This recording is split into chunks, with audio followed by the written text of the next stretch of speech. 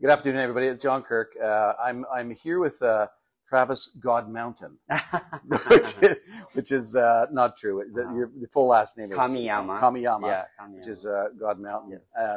Yes. And Travis is the chef. First of all, thanks for having us. Oh, absolutely. And Izumi is on, I think, 24. That's correct. Of the Royal Caribbean Yes. vessels, and restaurateur at heart, and you view yourself more as an artist, I think, more than Yes, artist, operator, hospitality. yeah. Mhm. And so a couple of things. You've got a bunch of restaurants in California Yes. as well. Yes. Just tell us a bit about those.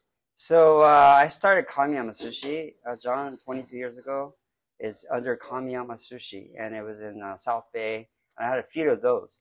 But what I did was I partnered with a bigger seafood group. Okay. So right now, about 10 or so under Market Broiler slash Blue Water Grill. Okay. So they're operating out in Southern California mostly. Okay. But then I had an opportunity like 13 years ago to do a lot of consulting. Yeah. And I met Royal Caribbean. And one of the chiefs for Celebrity Cruises introduced me to Royal Caribbean. Oh, okay. And the first ship was Oasis of the Seas in 2009. Okay. Yeah. And so how many ships now is Izumi on? How many So ships? 24. We had 26. We sold 2 other Legend and Splendor. Yeah. But then we have, I think, 7 coming up with the Icon class and Wow. Oasis 6. Wow. Yeah.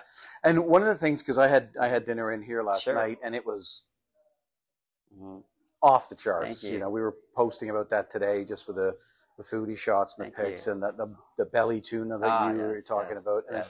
And I love it when a chef prepares a meal for you and comes over and says, "Do not put any of that sauce on that. You put my sauce I created is already on that, so don't mess it up." That's right. So I appreciate that very You're much. welcome. It was great. Right. But it hit me again last night, and I introduced myself to that great wine, Mercier, Yes, yes. that's from California, Yes. on Oak Shard.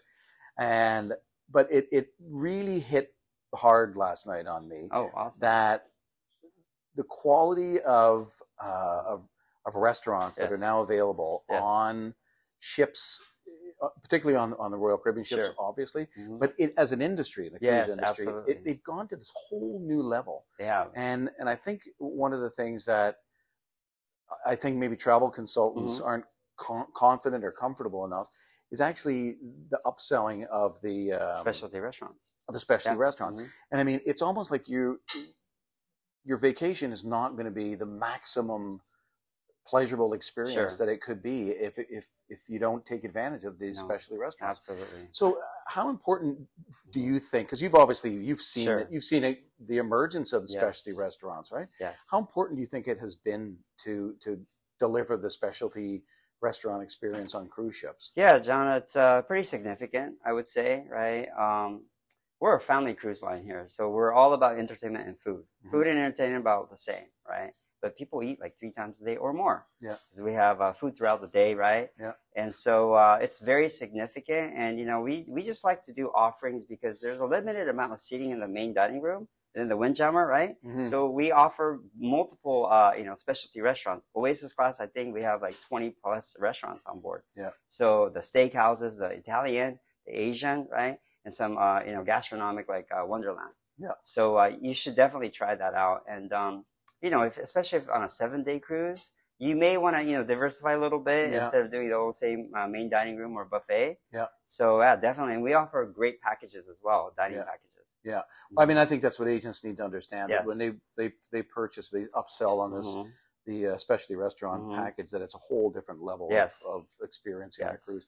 Now, you really curate and handpick and deliver your fish and everything you have in your. Just tell us a bit about what that process is like, because this is top high end Oh, with thank the you. smile Thank on you. his face. Thank you. It is Yeah. it is world class sushi that you're serving up there, and the whole experience, the way you've created the Yes. The dining Oh, experience. thank you. Just tell us a bit about how you go about sourcing out your fish and the transferring of it from here to on a cruise ship into a restaurant on a cruise ship and then serving it up.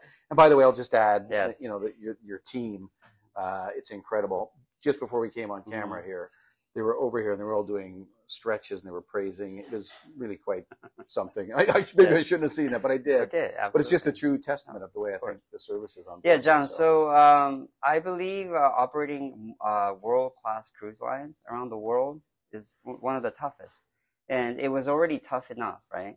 So the post-COVID just made it even tougher. Yeah. Because the logistics or supply chain in the world is still not even close to being normal. Yeah. A lot of shortages, delays.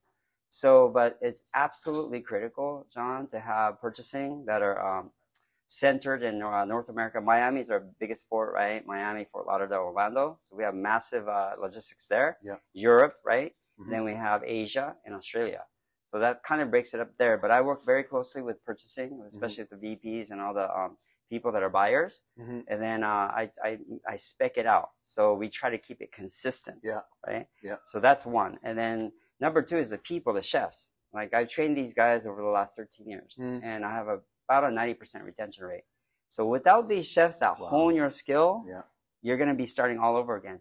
And to grow on top of maintaining, you need those chefs, right? You need the skills that you can count on that keeps on coming back. Because these crew members sign on and off every 6 to 8 months. Yeah. So continuously, that's the hard one. And for you, important to note, obviously, you're not on 24 that's right. ships. And so you rely heavily on these this team to do this for you.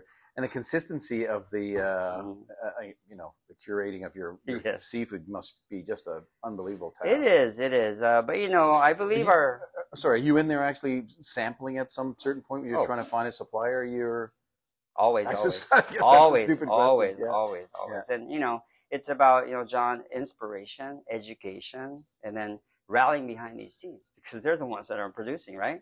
So I have a Facebook group with all my leaders, right? We keep in touch. We're like a family unit. Okay. So they feel that they're part of Izumi, which means natural spring source of water, and they really feel like a part of family. Okay. So you need to keep that nucleus there and to maintain that close relationship. And I talk to many of them throughout the whole year, right? Yeah. And I get to jump on certain ships like once or twice a year.